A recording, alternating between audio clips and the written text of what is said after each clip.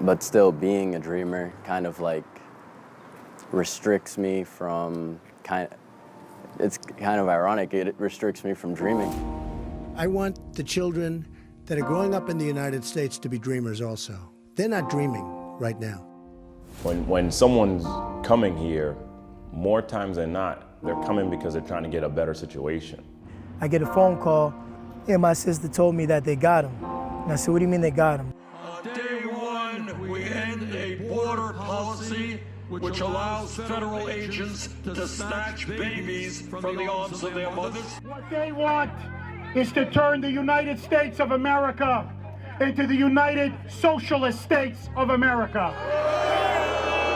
When I heard about America, for me it was like paradise. It was a place where there was no pain, there was no problem, there was no issues. The beautiful coloring of our country that is happening at a faster pace is creating fear. USA! USA! USA! This man who struck these two women, he was deported 8 times. These incredible women who lost their daughters and their sons. That's unfair to say someone's a racist because they take a position. Life is so hard in Haiti or in the country that they had before, they'll take the risk of getting caught. Like, it's almost like all or nothing. All the data that I've seen indicates that crime is higher in a sanctuary city than in a non-sanctuary city. There's rules, there's regulations, there's laws. Like at the end of the day, you know, I'm just like you. I am you. I am You. you.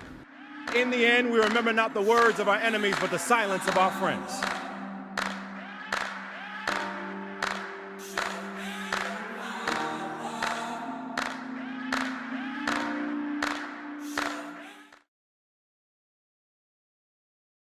Welcome back to another episode of The Conversation. I'm Nubrato. I'm joined with John Troxell, who's the candidate for Ward 6.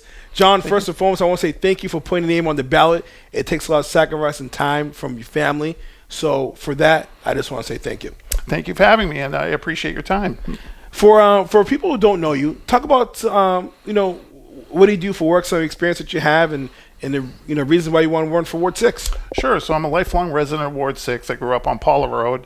Bought my home on Braintree Ave, where I raised 2 kids and married to my wife April, my daughter Jessica, and son Joseph. I'm a driver for Baton Brockton. I've worked there 23 years. I'm president of the union there, and that experience has really helped me, negotiate contracts, fight for workers' rights.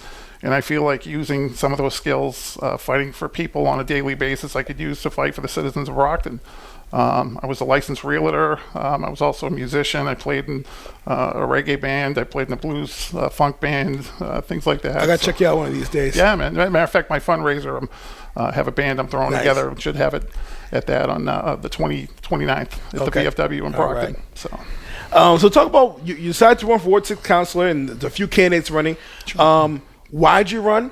What are some concerns that you are seeing that you think that you'll be able to help resolve? Sure. One of the main things that really pushed me to run, they upped our water and sewer rates, which the water quality is horrible, and I know the pipes need to be done, but I just felt that now, in the midst of a pandemic with families struggling, people out of work, now was not the time to raise our taxes, and especially where President Biden has passed one of the largest infrastructure bills known to man. We're getting the funds that they raised our taxes on to get this work done. So it really did not need to be done at this, in my opinion, didn't need to be done at this point in time. So the reason why, a lot of people say taxes go up is because, there's not enough revenue, and rates, I should say rates and taxes. There's not enough revenue that comes into the city.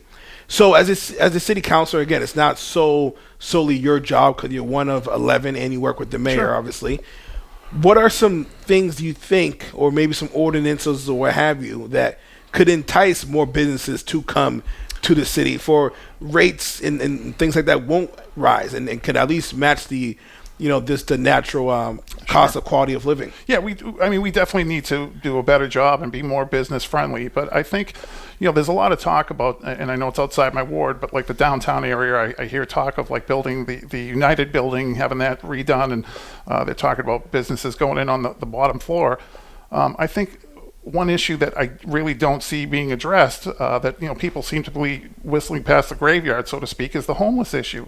Why would businesses want to come in here and build a business, and you have people literally sleeping under the bridge beside where they want to put this new facility? And these are people that have alcohol problems, drug problems, mental illness, that we need to help them and do just a better job. And I just feel like they're being used as disposable and just ignored. And I just think it's something that we need to try to set up some type of facility to give these people treatment, give these people options, and give people a second chance. We're the city of champions, and let's be champions for people that don't have a voice, What separates you? There's a few candidates running. Why you?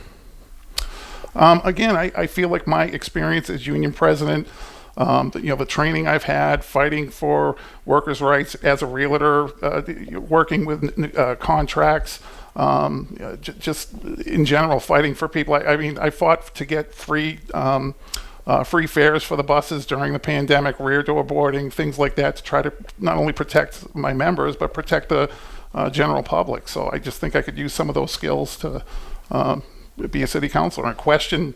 I see, for example, there's a sports complex or there was supposed to be a sports complex at the old Remover Park, and it's been a construction site dump. Nobody's questioned it. You go by there's mounds of dirt, rubble.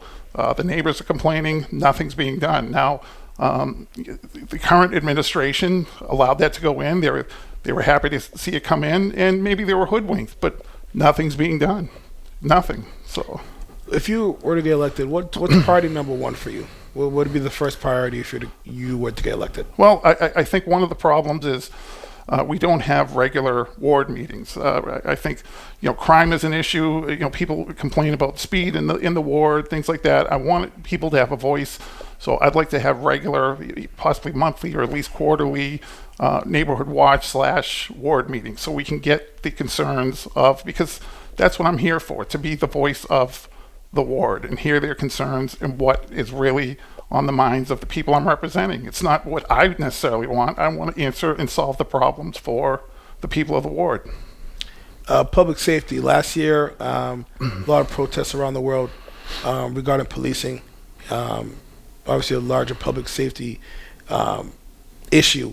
In terms of the protests, I asked everyone this question: how would you turn the protests and the frustration that the community has voiced to progress and to kind of mend those fences? Definitely. Again, as a city councilor, can't solve the whole world, but what could you do as a city councilor? I think, and I've seen this, I don't want to take this as credit as my idea. I've seen other people mention this, and I'm in 100% agreement with it.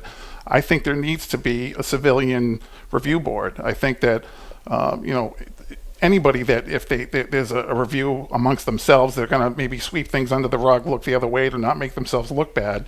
So I think a civilian review board with subpoena power is, people need to be held accountable. I mean, people make mistakes. There's always going to be one or two bad apples, unfortunately, but it needs to be called to light and not swept under the rug. I think we need an independent review board to handle these issues. I also think, I hear talk of having defunding the police and maybe having counselors go on these calls as well. I don't see why we can't have both. And I really think there needs to be more funding for de-escalation training. What would that look like to you? If you had a magic wand, what would that look like? I know you're talking about having counselors. Sure. Explain that a little more. Just a little more in detail. I think that depending on what the call is to 911, have trained counselors that could go to some of these calls, depending on if it's a domestic issue, for example. My best friend is a cop at Brockton, and most of the calls he shows up on, he tells me it's domestic issues. And people are upset, they're at heightened emotions, and the police get there, and it just seems to throw gasoline on the fire. And, my friend always says, look, we're not here because we were invited. We were here because we were called because there's an issue. You know what I mean? He's like, I don't want to be here. But, right. and I get that. So I think maybe having that extra, body, people there that are trained to de-escalate those situations might help. I really do, So just I got a question from the youth, and they want me to ask you this question for all candidates. Sure. between Brockton High, Cardinal Spelman, and Southeastern, about 2,000 kids graduate a year. Mm-hmm. They don't feel like their voice is being heard. They feel forgotten about. How would you make them, the youth, feel like they're connected to their government? Because it seems to be a growing frustration on that end. Sure. I mean, again, my biggest thing, and I would like regular ward meetings, and I want to add a Zoom component for, because I get it as union president, we don't get 100% turnout at that. People lead busy lives. I think it's a new day and age, especially we're finding with what's happened with the pandemic. I think everybody's got used to doing things via Zoom. So I think I'd like to add that component, make it easier for everybody to have a voice. I think we need more after school programs for kids. I think we need more sports areas for kids to play. My son, him and his friends like playing basketball, baseball, football, things like that. And there's not a lot of places in the ward to do that. As a matter of fact, a lot of my sons and his friends end up going outside the ward to play a lot of that stuff, and they get thrown out because they're playing at a complex like here that might have a basketball court. And we need more public areas. That's why, to me, the whole sports complex that got shut down or it's non-existent is a major issue for me. So before we wrap up here, just talk about and talk to the viewers directly about why should they elect you as Ward 6 councilor? Again, I'm running because I care for the city. I'm a lifelong resident, a taxpayer, a homeowner.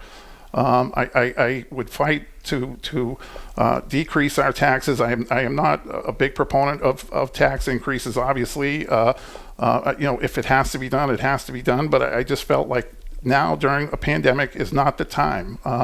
Again, my major issue is holding people accountable that aren't being held accountable, and that's what I do as union president, and that's what I would do as councilor. How can people get in contact with you if they have any questions, what have you, want to know about your campaign? Sure. You said you have an event coming up as well. I do. I have a meet and greet event August 29th at the VFW on Quincy Street in Brockton from 1 to 4. Please come there. I'm on Facebook at John Troxell on Facebook. I also have a Gmail account, Trox, Trox Ward6 at gmail.com. You can reach out to me there. My cell number is 774-259-4853. Any questions, anybody wants to reach out to me, please do. We'll always get back to people. Please leave me a message and I will get back to you. Thank you so much. Thank you. I wish you the appreciate best of luck in the campaign. Thank you.